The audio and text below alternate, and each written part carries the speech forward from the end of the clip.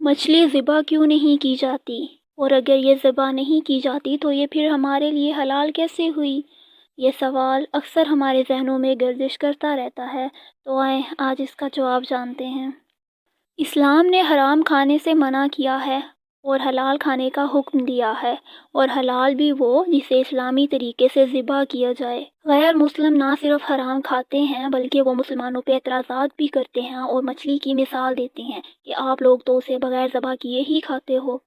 اب سائنس نے اس بات کا جواب دیا ہے اور آپ اس کو پڑھ کر بے اختیار سبحان اللہ بول اٹھیں گے، کیونکہ یہ ہمارے نبی پاک صلی اللہ علیہ وآلہ وسلم نے ہمیں 1400 سال پہلے ہی بتا دیا تھا۔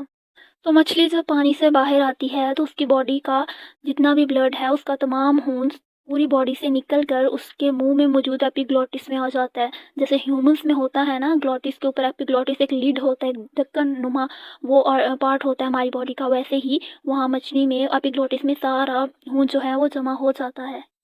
تو مچھلی کی صفائی کے دوران اس ایپیگلوٹس کو اس سے باہر نکال دیا جاتا ہے، تو پورے جسم میں خون واقعی ہی نہیں رہتا، تو ذبح کرنے کی ضرورت ہی نہیں رہتی۔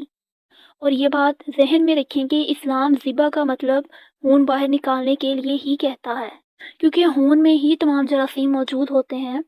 اور بات یہیں ختم نہیں ہوتی، بلکہ سائنس نے اسلام کے طریقہ ذبح کو بھی آشکار کر دیا کہ وہ کیسا نبی تھا جس نے 1400 سال پہلے ہی یہ بات بتا دی۔ وہ اس طرح کہ جب جانور پر چھری چلائی جاتی ہے تو اس کا دل دھڑکتا رہتا ہے اور اس کے دماغ سے اس کا تعلق ختم نہیں ہوتا، اور اس کا دل تب تک دھڑکتا رہتا ہے جب تک اس کے جسم کا گندا خون اس کے گلے میں موجود رگوں کے ذریعے باہر نہ نکل آئے، سبحان اللہ۔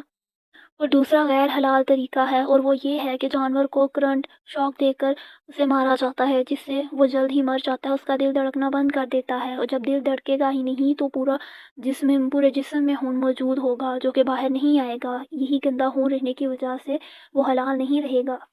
تو اب دیکھو، غور کرو اور رب العالمین کا شکر کرو کہ ہم مسلمان پیدا ہوئے، اور اپنے نبی پہ درود بھیجیں کہ جنہوں نے ہمیں وہ باتیں بتائیں جو سائنس آج تلاش کر رہی ہے۔